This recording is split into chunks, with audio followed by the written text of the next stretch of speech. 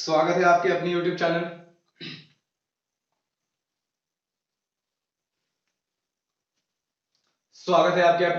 Sandeep physics classes में। तो चलिए आज की क्लास में हम लोग देखेंगे कुछ अलग। कहने का मतलब जो प्रतिवर्ती धारा का हमने इतने सारे चैप्टर्स तो पढ़ चुके थे, तो बोल सकते हैं उतने सारे जो टॉपिक्स पढ़ चुके थे उसमें कुछ अगला टॉपिक्स है, यानी उसके आगे हम लोग को क्या क्या पढ़ना है उसके बारे में देखेंगे।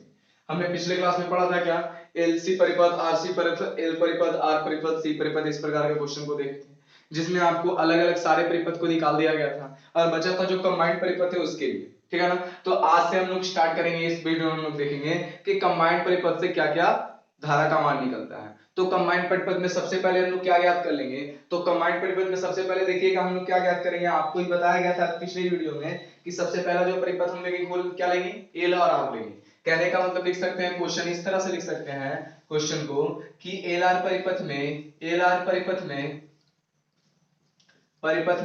प्रवाहित धारा का व्यंजक प्राप्त करें। प्रवाहित धारा का क्या प्राप्त करना है, व्यंजक निकालना है। एल आर परिपथ में, किस परिपथ में, एल आर परिपथ में। आप ध्यान दीजिएगा, सबसे पहले जब ये सेंस आ ये जो एल आर का सेंस आया तो हमें क्या ज्ञात करना पड़ेगा। सबसे पहले ये लेना पड़ेगा कि उसमें जो परिपथ होना चाहिए वो एल भी होना चाहिए और साथ ही साथ क्या होना चाहिए, आर भी होना चाहिए। क्या बात सही है ना। तो इस तरह से हम लोग किसके माध्यम से जोड़ देंगे, एसी के माध्यम से इसे क्या कर देंगे, कनेक्ट कर देंगे। ये हमारा एल है, ये क्या है, आर है। तो इस तरह से हम क्या करेंगे, डायग्राम को क्रिएट करेंगे। तो ध्यान दीजिएगा एल आर परिपथ, कहने का मतलब ध्यान दीजिएगा एक कुंडली है, प्रतिरोध है और इसके साथ कहने का मतलब है कि पिछले वीडियो में आप एक परिभाषा जानते होंगे, प्रतिबाधा। प्रतिवर्ती धारा में केवल कुंडली या प्रतिरोध में से दोनों के द्वारा जो धारा का विरोध होता है। कहने का मतलब तीन या दो। कहने का मतलब ये डिफिनेशन इस प्रकार था कि प्रतिवर्ती धारा परिपथ में ये वाला सेंस रहेगा तब, ठीक है ना, दो सिस्टम दो रहे तो प्रतिवर्ती धारा परिपथ में कुंडली, प्रतिरोध या संधारित्र में से कोई दो या तीनों के द्वारा धारा का जो विरोध होता है उसे क्या कहते हैं हम लोग, प्रतिबाधा कहते हैं। तो देखिए इसमें से दो के द्वारा धारा का विरोध हो रहा है तो हम लोग प्रतिबाधा का सेंस आएगा ही आएगा। तो ध्यान दीजिएगा इसके देखिए फेज डायग्राम आप लोग जान लीजिए। फेज डायग्राम से क्या होता है, हम लोग सारे क्वेश्चन को आसानी से डील कर सकते हैं। जैसे कि आपके कुंडली के लिए जो फेज डायग्राम होता है वो ऊपर की ओर होता है, ठीक है ना, कुंडली के लिए, यानी बोल सकते हैं इसको एक्सेल। एक्सेल का वैल्यू जो बताया थे आपको कल, एल ओमेगा बताया थे। एक्सेल का वैल्यू क्या बताए थे, एल ओमेगा बताया थे, कोई दिक्कत। उसी तरह एक और फेज डायग्राम आता है एक्ससी का। एक्ससी कहने का मतलब क्या, एक्ससी कहने का मतलब क्या, तो ध्यान दीजिएगा एक्ससी कहने का मतलब हो जाएगा सी ओमेगा। एक और फेज डायग्राम आता है प्रतिरोध का। तो प्रतिरोध का फेज डायग्राम किस तरह होता है, इस तरह। तो इसको हम लोग क्या बोल सकते हैं, आर। कोई दिक्कत। तो इस सारे डायग्राम से हम लोग क्या करेंगे, इस फार्मूला या बोल सकते हैं इस वाले क्वेश्चन को सॉल्व करेंगे। तो चलिए क्वेश्चन की ओर ध्यान। दूसरा क्या लगेगा, आर का लगेगा। तो ध्यान दीजिएगा सबसे पहले क्या कर देंगे, देखिएगा सबसे पहला जो हमें सेंस आना चाहिए वो क्या आना चाहिए, एक्सेल। एक्सेल बराबर क्या होता है, एल ओमेगा। एक्सेल बराबर क्या होता है, एल ओमेगा। एक्सेल बराबर क्या होता है, एल ओमेगा। इस तरह से देखिएगा इसका जो फेज डायग्राम है, एल ओमेगा का फेज डायग्राम वो कुछ इस प्रकार है या नहीं, इसका जो फेज डायग्राम होगा कुछ इस प्रकार होगा। उसी तरह जैसे हम प्रतिरोध का देखेंगे तो प्रतिरोध का फेज डायग्राम कुछ इस प्रकार होगा या नहीं होगा। इस तरह से अब अगला जो है दो के कारण जो धारा का विरोध होता है उसे प्रतिबाधा कहते हैं। तो प्रतिबाधा को किससे सूचित किया जाता है, जेड से, है ना। तो इस तरह से देखिए सॉल्व करते हैं। अब ध्यान दीजिएगा ऐसा एक फिगर बनाना है फेज डायग्राम की सहायता से जिसमें प्रतिरोध है। उसके बाद एक ऊपर की ओर जा रहा है, एक ऊपर की ओर इस तरह से फिगर बनाएंगे। ये क्या है, एल ओमेगा, सॉरी एक्सएल लिख सकते हैं, एल ओमेगा, है ना। तो इस तरह से सॉल्व कर सकते हैं। और ये दोनों के कारण धारा का विरोध, कहने का मतलब दोनों का जो ऐड होगा वही जेड के बराबर होगा। दोनों के कारण धारा का विरोध, कहने का मतलब इसके कारण भी और इसके कारण भी, तो दोनों का ऐड होगा ना, तो दोनों को ऐड कर देंगे तो दोनों को मिलाने वाली रेखा क्या कहलाएगी, जेड कहलाएगी। कोई दिक्कत। तो इस तरह से हम लोग सॉल्व कर रहे हैं। तो इसको हम लोग क्या बोलते हैं, आर बोलते हैं। और इसका वैल्यू हमें ज्ञात करना है। तो इसका वैल्यू ज्ञात करने के लिए ध्यान दीजिएगा एक ट्रायंगल का काम कर रहे हैं। क्या काम कर रहा है, ट्रायंगल। यदि हम मान लेते हैं कि ये वाला हम भुजा को कर्ण मानेंगे, ये वाला इसको मान लेंगे कोण, इसको मान लेंगे कोण, तो सामने वाली भुजा लंब हो जाएगी, ये आधार हो जाएगी और ये क्या हो जाएगा, कर्ण हो जाएगा। तो इसका वैल्यू निकालने के लिए हम लोग लिख सकते हैं जेड का स्क्वायर बराबर एक्सएल का स्क्वायर बटा आर का, एक्सएल का स्क्वायर प्लस आर का स्क्वायर। कोई दिक्कत। कर्ण स्क्वायर बराबर लंब स्क्वायर प्लस आधार स्क्वायर। कर्ण स्क्वायर बराबर लंब स्क्वायर प्लस आधार स्क्वायर, इस फॉर्मूले से हम लोग इसे ब्रैकेट करेंगे। तो कर्ण स्क्वायर का वैल्यू निकालना है, तो कर्ण स्क्वायर में लिख के डायरेक्ट लिख सकते हैं कर्ण इज इक्वल टू लंब स्क्वायर एल ओमेगा का स्क्वायर अब प्लस आधार स्क्वायर, कहने का मतलब किसका स्क्वायर, आर का स्क्वायर। ये किसका वैल्यू आ गया हमारा, जेड का वैल्यू आ गया। कोई दिक्कत, ये किसका वैल्यू आ गया, जेड का। एक बात और ध्यान दीजिएगा, हम जो फार्मूला चाहिए धारा का, तो फार्मूला हम लोग जानते हैं आई बराबर ई बटा जेड, आई बराबर ई बटा जेड। जब दो के कारण धारा का विरोध हो तब ये फार्मूला हमें काम करेगा। हमने जब कुंडली के लिए रखा था तो यहाँ आर था, एल था, कुंडली के लिए रखा था तो नीचे एल का सेंस आ रहा था। जब प्रतिरोध के लिए रखा था तो आर का सेंस लाना था, और जब धारिता का रखना था तो सी का सेंस लाना था। यहाँ पर प्रतिघात का सेंस है, तो प्रतिघात का सेंस है तो यहाँ से लिख सकते हैं हम लोग, क्या लिख सकते हैं, जेड लिख सकते हैं। तो कहने का मतलब आई बराबर ई बटा जेड पर क्या कर देंगे, इसे सॉर्ट आउट करेंगे। तो ध्यान दीजिएगा ई का वैल्यू तो ये हो जाएगा और जेड का वैल्यू कितना हो जाएगा, जेड का वैल्यू अभी आपको निकाल कर दिखाएं, एल ओमेगा का स्क्वायर प्लस आर का स्क्वायर। ये आपका राइट आंसर होगा। कहने का मतलब जो आई का वैल्यू आएगा वो कुछ इस प्रकार से आ जाएगा, ई बटा अंडर रूट एल ओमेगा का स्क्वायर प्लस आर का स्क्वायर। कोई दिक्कत, इस प्रकार से आपका आंसर आ रहा होगा। तो ये आपका क्या आ गया, किसके कारण, तो ये आ गया आपका एल और आर परिपथ के कारण प्रतिवर्ती धारा में धारा का व्यंजक। कोई दिक्कत। अब यहां से आप एक चीज और याद कर सकते हैं कि यहां से आप क्या याद कर सकते हैं, एक कालांतर का मान। हमने सारे को कालांतर का मान निकाल कर दिखाया था, इसमें भी कालांतर का मान हम लोग देखेंगे। तो कालांतर का मान देखिए, कालांतर का मान हमेशा tan के रिस्पेक्ट में, tan के सीक्वेंस में ही लाएंगे। कालांतर का मान किसके सीक्वेंस में लाएंगे, tan के सीक्वेंस में ही लाएंगे। कालांतर का मान किसके सीक्वेंस में लाएंगे, tan के। याद रखिएगा कालांतर का मान किसके सीक्वेंस में लाएंगे, tan के सीक्वेंस में। तो देखिए ध्यान से, कालांतर का मान हमेशा tan के सीक्वेंस में ही आता है। ओके, कोई दिक्कत नहीं है। चलिए, तो कालांतर का मान हमें निकालना है ना, तो कालांतर का मान यहां से tan के सीक्वेंस में आएगा तो कैसे आएगा, ध्यान दीजिएगा। वैल्यू निकालना है कालांतर का। कालांतर करने का मतलब क्या बताया था अभी आपको, तो कालांतर जो आएगा वो आपके 10 के सीक्वेंस में आएगा। तो कहने का मतलब जो है वो डायग्राम नजर आ रहा होगा कुछ इस प्रकार से था।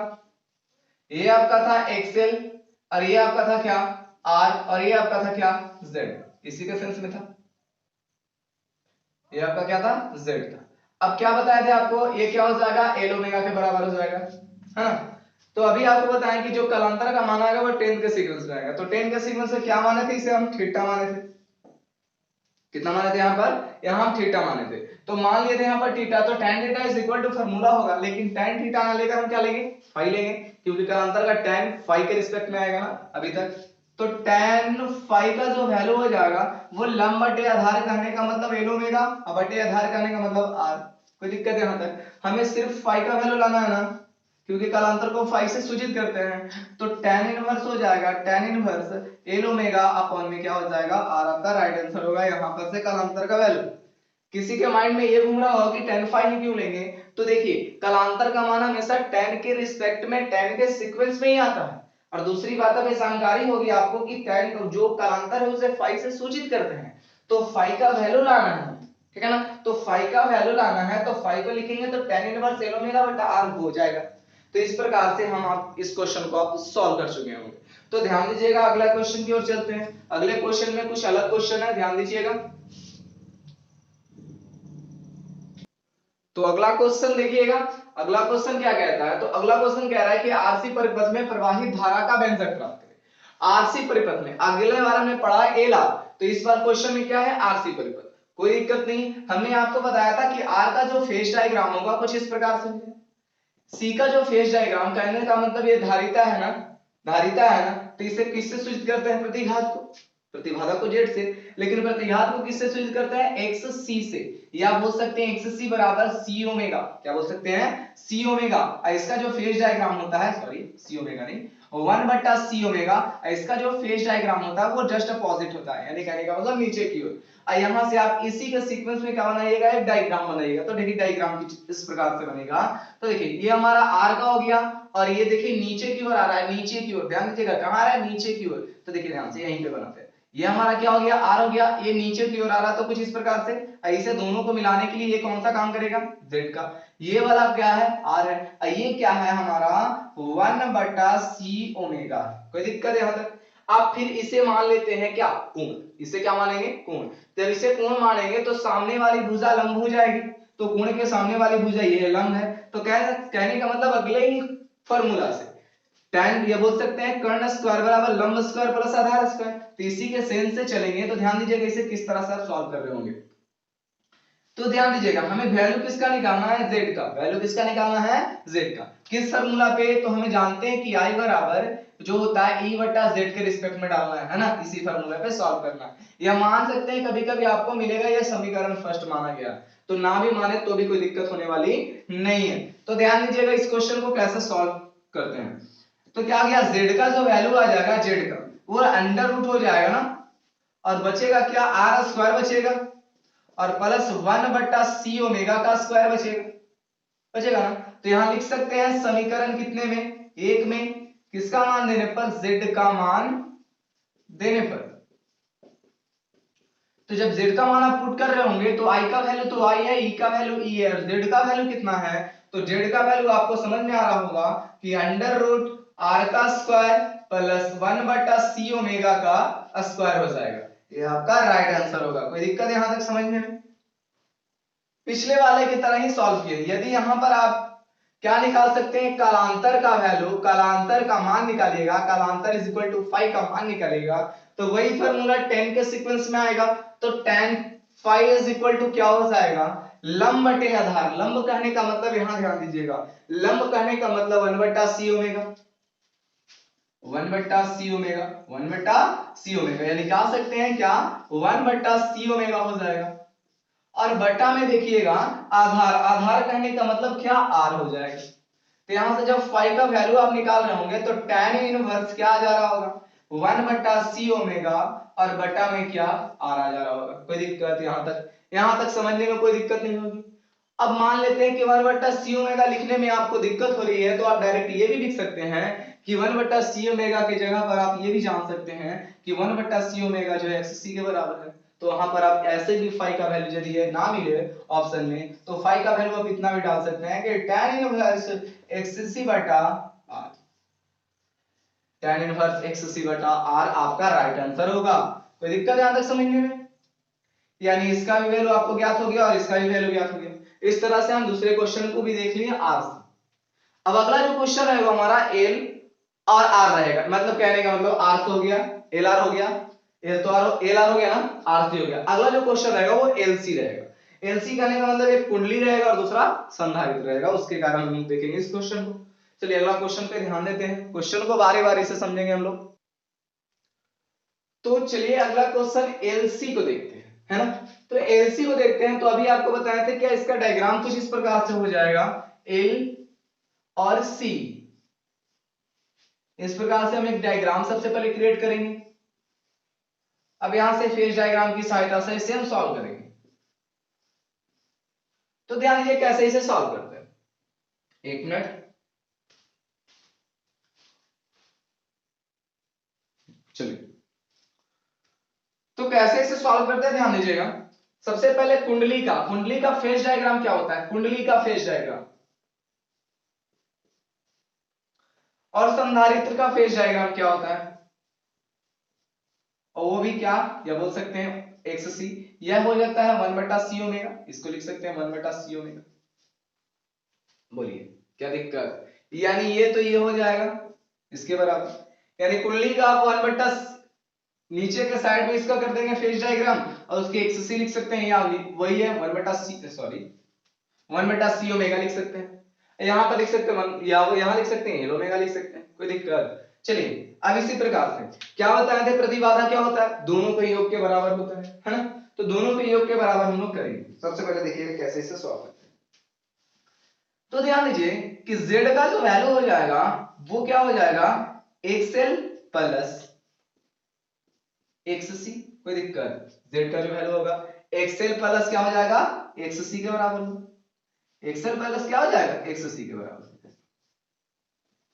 यदि यदि आप इसे एक साइड करना चाहते हैं, यदि आप इसे एक ही तरफ करना चाहते हैं, यानी इसका डायग्राम जो आपको कॉमन लेने का मन है, कॉमन करने का मन है इसका डायग्राम को, तो डायग्राम को कॉमन करने के लिए आपको क्या करना पड़ेगा, इसके फेज डायग्राम को चेंज करना पड़ेगा। तो फेज डायग्राम को चेंज भी कर सकते हैं। तो फेज डायग्राम को आप चेंज करिएगा तो क्या हो जाएगा, यहाँ प्लस है वो क्या हो जाएगा, माइनस हो जाएगा। कोई दिक्कत? आप यदि फेज डायग्राम को चेंज कर रहे होंगे तो प्लस वाला क्या हो जाएगा, माइनस हो जाएगा, यानी सब उसका जो प्लस का सीक्वेंस है वो माइनस के सीक्वेंस में आ जाएगा।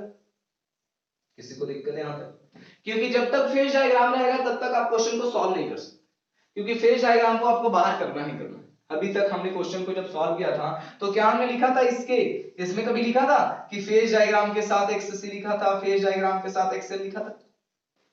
कोई दिक्कत यहां तक समझने में? कभी नहीं दिक्कत हुई होगी, क्योंकि यहां पर फेज डायग्राम को हमको अलग करना ही करना है। जब तक आप फेज डायग्राम को अलग नहीं करिएगा तब तक ये क्वेश्चन डील होने वाला नहीं है। तो फेज डायग्राम को अलग करने के लिए सबसे पहले दोनों का क्या करेंगे, एक जैसा कर देंगे। एक जैसा जैसे ही करेंगे तो क्या हो जाएगा, वो कॉमन में आ जाएगा। जब कॉमन में आ जाएगा तो जेड का वैल्यू क्या हो जाएगा, हमें ज्ञात हो जाएगा, है ना। तो सबसे पहले एक जैसा इसे कर देते हैं। तो जैसे ही आप इसे एक तरह कर रहे होंगे, तो जैसे ही आप इसे एक तरह कर रहे होंगे वो कुछ इस प्रकार से आ रहा होगा, डायग्राम को बाहर कर देंगे और ये बचेगा एक्सेल बचेगा और प्लस 1/c ओमेगा बचेगा। एक्सेल अब प्लस नहीं 1/c ओमेगा या L omega plus 1/c omega बचेगा। कोई दिक्कत? एल ओमेगा, एक मिनट, एल ओमेगा और बटा 2 प्लस 1/c ओमेगा बचेगा। फिर डायग्राम के साथ हम लिख रहे हैं तब। चलिए यहां तक किसी को समझने में दिक्कत है तो समझ लीजिए थोड़ा।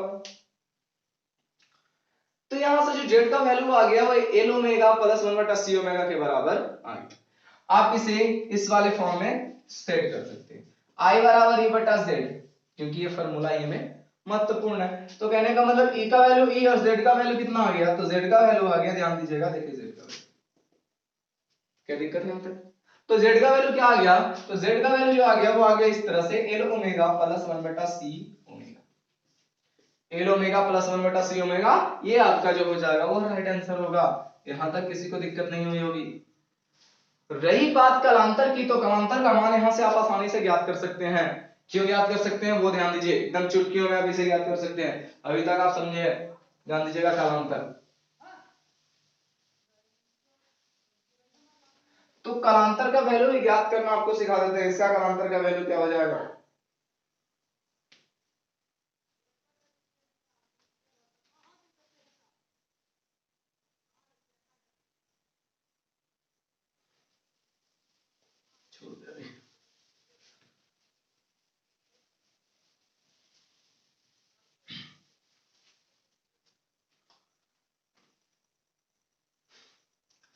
चलिए अब ये जो हमारा है वो दो परिपथ के लिए लास्ट क्वेश्चन है।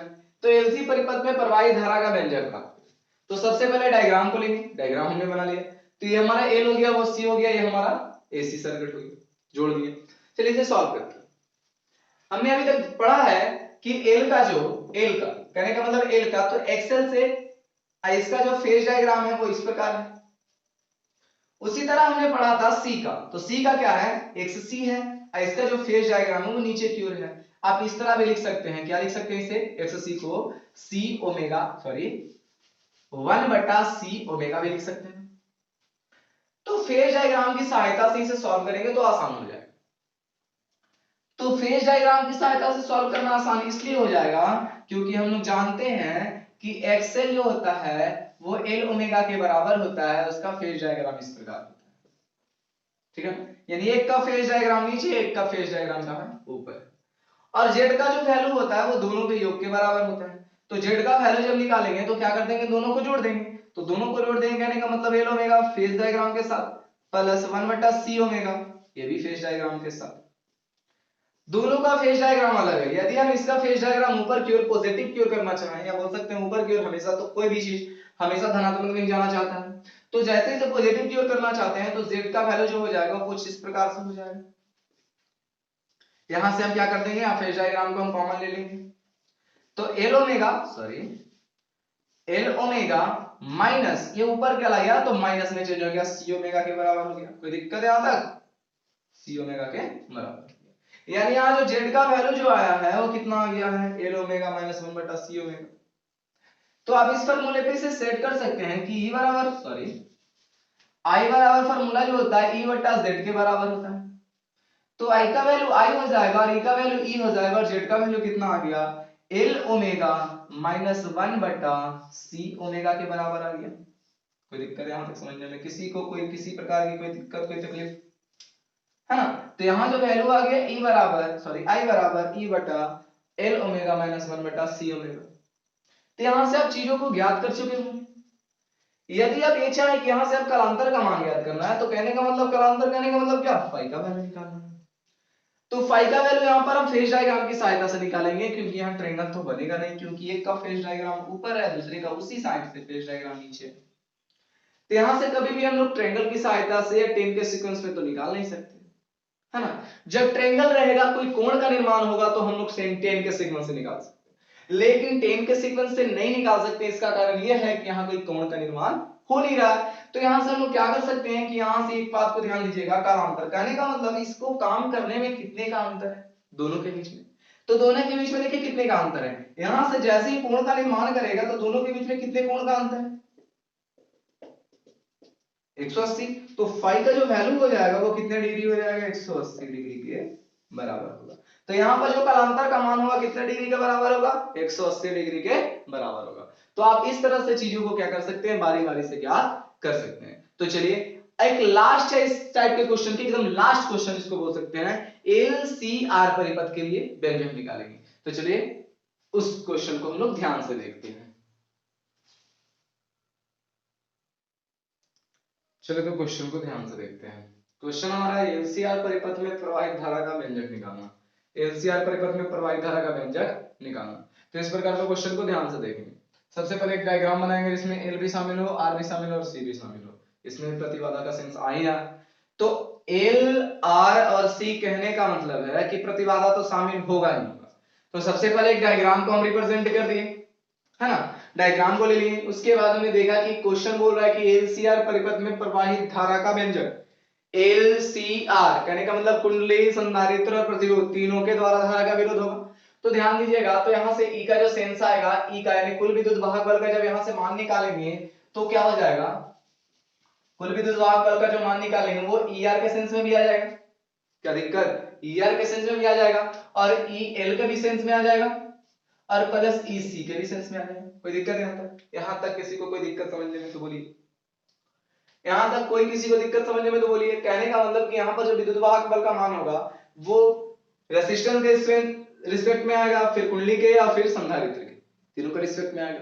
अब यहां से हम लोग फार्मूलाओं को ज्ञात करेंगे। तो फार्मूला को ज्ञात करेंगे तो आर के सीक्वेंस में फार्मूला देखेंगे। सबसे पहले आर के सीक्वेंस में फार्मूला हम लोग जानते हैं, V बराबर I into R। तो आर देखिए E का जो सेंस है, E का मतलब हो गया कुल विद्युत वाहक बल, रेजिस्टेंस के रिस्पेक्ट में, कुंडली के रिस्पेक्ट में, संधारित्र के रिस्पेक्ट, तीनों के रिस्पेक्ट में हमने देखा।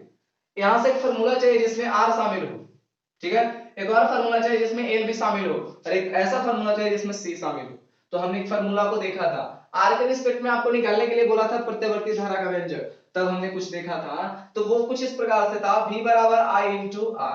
तो देखिएगा E जो होता है V के बराबर होता है ना, E किसके बराबर होता है, V के बराबर। ध्यान दीजिएगा, E किसके बराबर, V के बराबर। तो R के सेंस में चाहिए था, R के सेंस में चाहिए था, क्या फार्मूला है सुटेबल है ना? तो आर के सेंस में फार्मूला को हम लोग यहां से पुट कर सकते हैं, यानी कहने का मतलब हम इस फार्मूला के हिसाब से बनाएंगे, ठीक है ना? तो यहां से ध्यान दीजिएगा। तो यहां से हमने क्या किया, सबसे पहले देखिए, सबसे पहले इस फार्मूला को, सारे फार्मूलाओं को लिखा, यानी बोल सकते हैं कि E इज इक्वल टू लिख सकते हैं I into R। उसके बाद ध्यान दीजिएगा, L का सेंस आना चाहिए। तो हमने पढ़ा था L into di बटा dt, L into E बराबर L into di और बटा में dt, है ना? फिर E के रिस्पेक्ट में ऐसा फार्मूला हो जो C के मतलब C का कुछ शामिल हो जाए। तो हमने पढ़ा था संधारित्र का, C बराबर Q बटा V, C बराबर Q बटा V, C बराबर Q बटा V। तो V बराबर क्या आ जाएगा, बोलिए? C बराबर जब Q बटा V आ जाएगा, C बराबर से कितना, C बराबर क्या आता है, Q बटा V। तो V बराबर क्या आ जाएगा, Q बटा C। तो लिख सकते हैं यहां पर प्लस में Q बटा C। ये सारे फार्मूला के हिसाब से हम लोग क्या सॉल्व कर लेंगे, ये पूरे के पूरे को सिस्टम को हम लोग क्या कर लेंगे, डील कर लेंगे। अब यहां से ध्यान दीजिएगा, ध्यान देने वाली बात ये है कि आप यहां से जो आएगा वो समझिए, देखिए ध्यान से। तो E बराबर आ गया I into R plus L into di बटा dt, ये फैराडे के नियम से है यार, प्लस क्यू को लिख सकते हैं कि यहां से यदि हम मान लेते हैं इसको इंटीग्रेट किए dt, इंटीग्रेशन करेंगे, इंटीग्रेशन करके हम क्या x के बराबर नहीं लिख सकते हैं, क्या बोल सकते हैं t के बराबर नहीं लिख सकते हैं। तो एक बात आप भी ध्यान में रख लीजिए कि आप मैथ को 100 तरीकों से लिख सकते हैं लेकिन उसका वैल्यू चेंज नहीं होना चाहिए। तो मैथ को हम 100 तरीके से लिख सकते हैं लेकिन वैल्यू चेंज नहीं होना चाहिए। तो वैल्यू चेंज हो रहा है इसका, यदि वैल्यू चेंज आपको लग रहा है तो यहां पे इंटीग्रेशन भी लगा सकते हैं, राइट सी बात है। यदि आपको वैल्यू चेंज लग रहा है, वैल्यू लग रहा है कि नहीं चेंज है, तो उसको क्या कर सकते हैं आप, इंटीग्रेशन लगा सकते हैं, नहीं लगा सकते हैं, तो लगा सकते हैं। तो लगा सकते हैं तो आप इंटीग्रेशन भी लगा दीजिए, तो आपको लगेगा कि नहीं अब तो सही है ना। अब सही है क्या, इंटीग्रेशन dt, तो t के बराबर हो जाएगा। तो कोई दिक्कत है यहां तक किसी को कोई दिक्कत।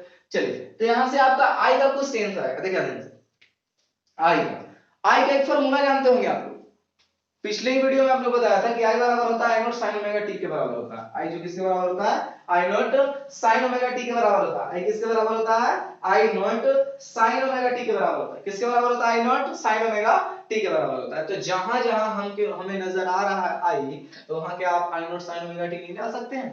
तो यहां से आप लिख सकते हैं कि चूंकि i बराबर i not sin omega t होता है, तो यहां से आप डाल सकते हैं कि E is equal to I naught sine omega T, I into में क्या है R है, प्लस एल डी, आई का वैल्यू आई नॉट साइन ओमेगा टी और बटा में क्या है dt। और कुछ बचा है, यहां पर बचा इंटीग्रेशन के सापेक्ष में, इंटीग्रेशन में साथ है I naught sine omega t into dt और बटा में क्या है c। ध्यान दीजिएगा इंटीग्रेशन को ही सबसे पहले सॉल्व कर लेते हैं, इंटीग्रेशन को ही सॉल्व कर लेते हैं सबसे पहले। तो इंटीग्रेशन को सॉल्व करेंगे तो किस प्रकार से कर लेंगे, तो चलिए चीजों को ध्यान से देखते हैं। तो क्या हो जाएगा, इस तरह से सॉल्व करेंगे इंटीग्रेशन का, सबसे पहले काम करेंगे तो क्या हो जाएगा, ध्यान दीजिएगा। तो इंटीग्रेशन का काम करेंगे तो क्या हो जाएगा, देखिए इंटीग्रेशन sin nx dx का फार्मूला होता है minus cos nx by n।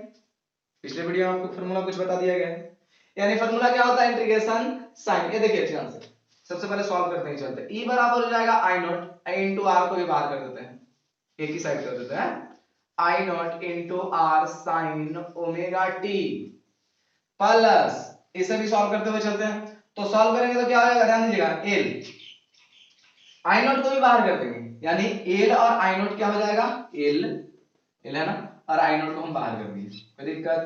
d sin nx यानी differential d sin nx by dx बराबर फार्मूला होता है n into cos nx, d sin nx dx is equal to formula होता है n into cos nx। तो कहने का मतलब ये वाला को हमने n माना, इसको x माना, तो n into cos nx, कोई दिक्कत, n into cos nx, कोई दिक्कत यहां तक। चलिए आगे देखते हैं, प्लस है तो प्लस का साइन देंगे। अब जो आगे देखिए ध्यान से, यहां फार्मूला जो नजर आ रहा है आई नॉट को यदि हम बाहर करते हैं, आई नॉट को बाहर करते हैं, अलग करते हैं, ठीक है, तो बचा क्या sin nx dx, sin nx या बोल सकते हैं कि आई नॉट बटा c को हम बाहर कर दिए, तो फार्मूला क्या बचा sin nx dx, sin nx dx। तो कहने का मतलब फार्मूला हो जाएगा minus cos nx by n। तो हम लिख सकते हैं यहां पर माइनस लिख सकते हैं ना, आई नॉट बटा c को दोबारा के माइनस cos nx, अब बाई में क्या n का मतलब ओमेगा। यहां तक किसी को कोई आपत्ति तो होनी नहीं चाहिए। अब आगे भी चीजों को देखेंगे तो e इज इक्वल टू हो जाएगा I naught into R sine omega T plus L I naught omega cos omega T plus plus minus क्या हो जाएगा, ध्यान दीजिएगा यहीं पे सॉल्व कर लेते हैं, माइनस बचा क्या आई नॉट बटा C omega cos omega T. कोई दिक्कत यहां तक, किसी प्रकार की कोई दिक्कत नहीं हुई होगी, ठीक है ना। तो इस तरह से हम लोग क्या करेंगे, यहां तक सॉल्व किए, चलिए आगे देखते हैं आगे किस तरह से सॉल्व करेंगे। ध्यान दीजिएगा इसमें से हम आई नॉट को बाहर निकालेंगे, तो e इज इक्वल टू हो जाएगा आई नॉट, बचा क्या इसमें से आई नॉट को बाहर निकाल देंगे तो बचा क्या, देखिए r sin omega t plus l omega cos omega t minus I not बाहर है तो लिख सकते हैं 1/c omega cos omega T. अब ध्यान दीजिएगा, यहां से कुछ आपको और देखिए ध्यान से, E is equal to I naught, ठीक है ना, आई नॉट, और यहां पर ध्यान दीजिए, इसे आप ऐसे इस तरह से मेनली कॉस्ट में r sin omega t plus, ध्यान दीजिएगा यहां से आप cos ओमेगा t को कॉमन ले लेते हैं, cos ओमेगा t, ठीक है ना, l omega minus 1/c omega, l omega minus 1 बटा कितना हो गया c ओमेगा। अब ध्यान दीजिए इसे सॉल्व करते हैं, ठीक है ना। एक बात और ध्यान दीजिएगा, डायग्राम से आपको आपके हिसाब से डायग्राम ध्यान दीजिए इस तरह से, ये आपका z था, ये आपका क्या था, l omega minus 1/c omega, पिछले ही क्वेश्चन में हमने देखा था, ये क्या था r। तो ध्यान दीजिए उस प्रकार से यदि हम देखेंगे, उस प्रकार से ये वाला डायग्राम के हिसाब से देखेंगे तो देखिए कुछ इस प्रकार से ऐसे निकालेंगे, जैसे यहां से आप z वाला फार्मूला निकालेंगे तो क्या हो जाएगा, l omega minus 1/c plus r, l omega क्या बोल सकते हैं, कर्न स्क्वायर बराबर लंब स्क्वायर प्लस आधार स्क्वायर, इस प्रकार से निकालिएगा तो कर्न स्क्वायर बराबर लंब स्क्वायर प्लस आधार स्क्वायर, यानी यहां से आप z का वैल्यू यदि निकालते हैं, यहां से z का वैल्यू, यहां से यदि z का वैल्यू निकालते हैं, z बराबर अंडर रूट क्या हो जाएगा, r square plus l omega minus 1/c omega का whole square, r square plus l omega minus 1/c omega क्या क्या हो गया, होल स्क्वायर हो जाएगा। यहां से आप किसका वैल्यू निकाल चुके होंगे, z का वैल्यू निकाल चुके होंगे। तो ध्यान दीजिए यहां से आपका z का वैल्यू पता हो गया, अब बारी बारी से हम लोग e का वैल्यू भी देख लेंगे। तो ध्यान दीजिए आप सॉल्व कर रहे होंगे तो देखिए कुछ इस प्रकार से आएगा।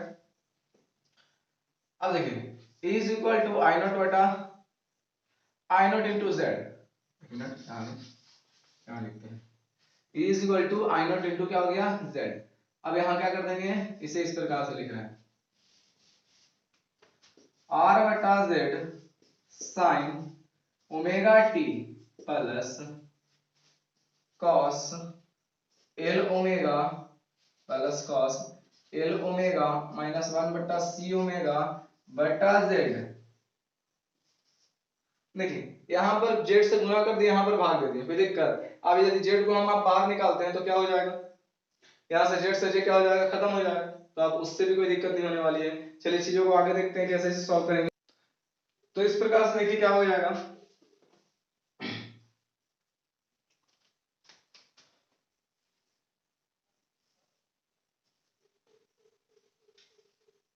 ये हमारा z था, ये r था, ये हो जाएगा l omega minus 1/c omega, ठीक ना था। चलिए इस प्रकार से देखते हैं। अब ध्यान दीजिएगा e की जगह पर e आई नॉट इंटू z, और यहां क्या हो जाएगा, देखिए r बटा z, r बटा z कहने का मतलब देखिएगा ये हो जाएगा क्या, r और z कहने का मतलब, मान लेते यदि से आप 5 मानिएगा तो r और z नजर आ रहा होगा, तो r और z कहने का मतलब देखिए यह आधार बटा कर्ण किसके बराबर हो जाएगा, आधार बटा कर्ण, आधार बटा कर्ण, आधार और कर्ण। तो इस तरह से आप देख सकते हैं आधार बटा कर्ण जो हो जाएगा वो cos थीटा के बराबर होता है, आधार बटा कर्ण किसके बराबर हो जाएगा, cos थीटा के बराबर हो जाएगा। तो इस तरह से आप लिख सकते हैं, इसे क्या लिख सकते हैं, cos फाइ लिख सकते हैं ना, cos फाइ, और यहां पर नीचे में नजर आ रहा होगा आप sin ओमेगा t है प्लस, अब ध्यान दीजिए ये हमारा जाएगा लंब और कर्ण, सॉरी हाँ लंब और कर्ण, तो लंब और कर्ण वो क्या हो जाता है, sin थीटा के बराबर हो जाता है, sin थीटा के बराबर हो जाता है। और हमारा जो क्या था cos ओमेगा t, यहां पर कॉमन है cos ओमेगा t, तो लंब यहां पर क्या हो जाएगा, लंब और कर्ण हो जाएगा sin थीटा के बराबर, sin फाइ के बराबर, और साथ में साथ क्या है cos ओमेगा t। अब ध्यान दीजिएगा यहां से आपको नजर देखिए cos a into sin b plus sin a into cos b, cos a into sin b plus sin a into cos b बराबर फार्मूला क्या हो जाएगा। तो अभी इसे सॉल्व कर रहे होंगे तो कुछ इस प्रकार से ध्यान दीजिएगा, ध्यान दीजिए तो क्या कर देंगे, देखिए इधर आप क्या किए, ये कुछ इस प्रकार से हो गया, जैसे उसके टर्म में, जैसे यहाँ पर तो इसके पहले देखा था हमने कि हो गया cos theta sin theta sin theta cos theta, ये बोल सकते हैं cos a into sin b plus sin a into cos b। तो ये जो फार्मूला हो जाएगा वो i not into z sin, sorry बाहर कर देते हैं साइन को, साइन ए प्लस बी यानी 5 plus omega T, 5 plus omega T. या आप इसे इस तरह भी लिख सकते हैं E is equal to I naught into Z sine omega T plus 5, ये भी लिख सकते हैं। तो आपका जो यहाँ पर ई का वैल्यू आ गया वो कितना आ गया, I naught into Z sine omega T plus 5, I naught into Z sine omega T plus 5, I naught into Z sine omega T plus 5, ये आपका वैल्यू आ गया। तो चलिए अब धीरे धीरे चीजों को हम लोग ज्ञात कर सकते हैं कैसे, तो धीरे धीरे चीजों को ध्यान देखेंगे तो क्या आ जाएगा, ई का जो वैल्यू आपने समझ में आ रहा है, आई का वैल्यू भी आ गया, ए का वैल्यू भी आ गया और आई का वैल्यू आ गया।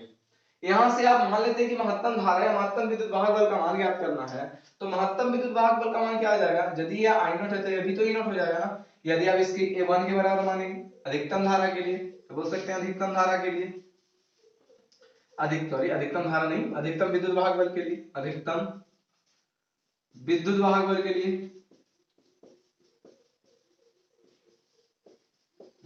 लिए, तो अधिकतम विद्युत वाहक बल के लिए क्या हो जाएगा फॉर्मूला, ये जो सारा का सारा कितने के बराबर हो जाएगा, 1 के बराबर। तो यहाँ जो वैल्यू आ जाएगा वो E naught is equal to I naught into Z, E naught is equal to I naught into Z. कोई दिक्कत, यहाँ पर महत्तम विद्युत वाहक बल निकालना होगा था, E naught is equal to I naught into Z. क्यों, क्योंकि इसको हम कितने के बराबर माने, 1 के बराबर माने। पता ही है जब महत्तम धारा का मान निकालना हो, महत्तम विद्युत वाहक बल का मान निकालना हो, तो E naught is equal to I naught into Z आ गया। तो यहां से ध्यान दीजिएगा, आप इसे सॉल्व कर रहे होंगे कुछ इस प्रकार से कि यहां से यदि आप आई नॉट का वैल्यू निकाल रहे होंगे, यहां से यदि आप आई नॉट का वैल्यू निकाल रहे होंगे, तो आई नॉट का जो फार्मूला आ जाएगा वो कुछ इस प्रकार से आ जाएगा, I naught is equal to E naught बटा Z, I naught is equal to E naught बटा जेड। तो उससे आप क्या कर दीजिएगा, इसे सॉल्व कर दीजिएगा। तो I naught is equal to E naught बटा जेड को सॉल्व करेगा तो कुछ इस प्रकार आएगा, देखिए ध्यान से, सारे का काम खत्म हो गया। यानी सब सॉल्व कर रहे होंगे, आई नॉट का वैल्यू महत्तम धारा का, तो आई नॉट बराबर ई नॉट बटा जेड, तो आई नॉट का जगह पर आई नॉट, ई नॉट का जगह पर ई नॉट, जेड का जो वैल्यू आएगा कुछ इस प्रकार से, ध्यान दीजिएगा अगले वाले में जब डायग्राम के हिसाब से समझे थे हम लोग कि जेड का जो वैल्यू आएगा क्या आएगा, जेड का जो वैल्यू आया था वो आया था, देखिए ध्यान से, इस प्रकार था ना, ये आर था, ये जेड था, और ये एल ओमेगा माइनस 1 बटा सी ओमेगा। कोई दिक्कत, तो कहने का मतलब कि जब यहां पर z का वैल्यू निकालिएगा तो R square plus L omega minus 1 बटा सी ओमेगा का होल स्क्वायर, यानी कहने का मतलब जो आया आपका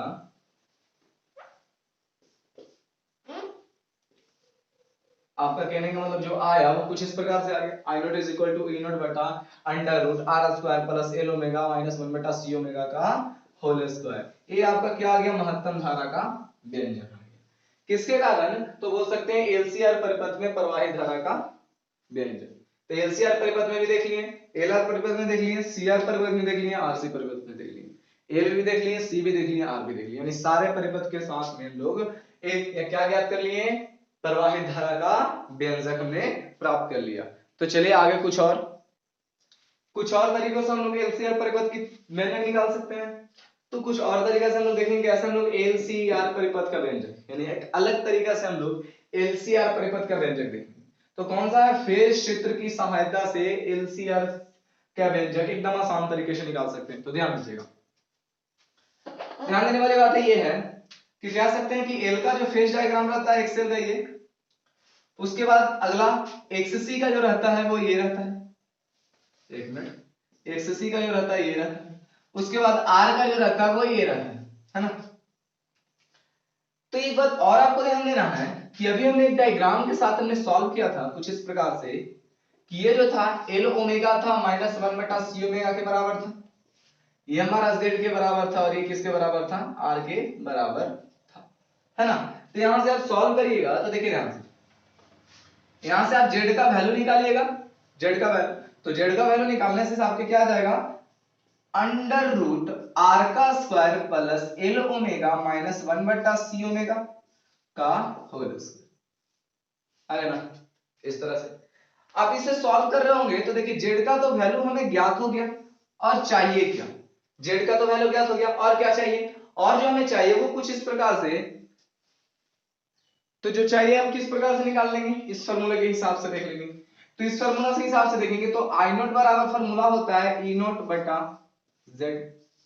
तो यहां पर आप पुट कर सकते हैं, तो फॉर्मूला कुछ इस प्रकार से आ जाएगा महत्तम धारा का, तो ई नोट बटा जेड का वैल्यू पुट कर देंगे, क्या आ जाएगा R square plus L omega minus 1 बटा सी ओमेगा का होल स्क्वायर। ये आपका राइट आंसर, यानी जो हमने उस वाले वीडियो में देखा, क्या बोल सकते हैं सॉरी वीडियो, उस अगले टाइप में जैसे हमने एलसीआर परिपथ का व्यंजक निकाला तो भी इतना ही आया, और इस फेज डायग्राम की सहायता से जब हमने निकाला तो इतना ही आया। तो क्या ये आसान है या नहीं? आपको यदि बड़े वाले क्वेश्चन या बोल सकते हैं एकदम सॉल्व करके छोटे फॉर्म में निकालने के लिए क्या है, या शॉर्ट क्वेश्चन में पूछ दे तो आप चीजों को इस प्रकार से सॉल्व कर सकते हैं। यदि आपके बड़े या बोल सकते हैं 5 नंबर या 5 नंबर में आपको दे दे, 7 नंबर में दे दे, तो आप ये एलसीआर परिपथ को अगले तरीके से सॉल्व कर सकते हैं। तो इस तरीके से हमने देखा क्या कि जो है यहाँ पर आई नोट का वैल्यू आ गया एलसीआर परिपथ में, वो ई नोट अपॉन में आ गया R square plus L omega minus 1 बटा सी ओमेगा के बराबर आ गया, ठीक है ना। यहां से आप कालांतर का वैल्यू देखिएगा, कालांतर का वैल्यू 5, वही फॉर्मूला देखिए आप कोण का निर्माण करता है तो tan के सीक्वेंस में, तो tan फाई का वैल्यू क्या आ जाएगा, लंब और आधार कहने का मतलब L square minus sorry L omega minus 1 बटा सी ओमेगा बटा में क्या हो जाएगा, हाँ यहां से यदि फाई का वैल्यू निकालेगा तो tan इनवर्स आ जाएगा एल ओमेगा माइनस 1 बटा सी ओमेगा और पूरा का बटा क्या आ जाएगा आर। ये आपका किसका वैल्यू आ गया, फाई का वैल्यू आ गया। कोई दिक्कत यहां तक समझने में? तो इस तरह से हम बारी बारी से सारे चीजों को सॉल्व करते हैं, तरीका समझिए, कुछ दिक्कत नहीं होगी। अब यदि किसी चीज को रटना चाहें तो आपको हार्ड मिल सकता है, लेकिन आप चीजों को समझना चाहें तो वो किसी के लिए हार्ड नहीं होता है, ठीक है ना।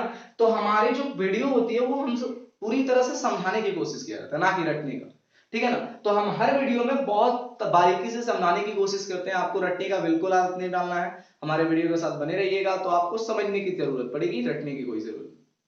रटने के लिए बहुत सारे कॉन्सेप्ट की जरूरत पड़ती है, लेकिन समझने के लिए आप एक एक चीजों को ध्यान से समझ लीजिएगा तो एक कॉन्सेप्ट से सारे क्वेश्चन को सॉल्व कर सकते हैं। तो ठीक है, तो इस वीडियो में बस इतना ही। अगले वीडियो तक आप बने रहिए हमारे क्लास के साथ, संजीव फिजिक्स क्लासेस के साथ। तो फिर मिलते हैं, धन्यवाद।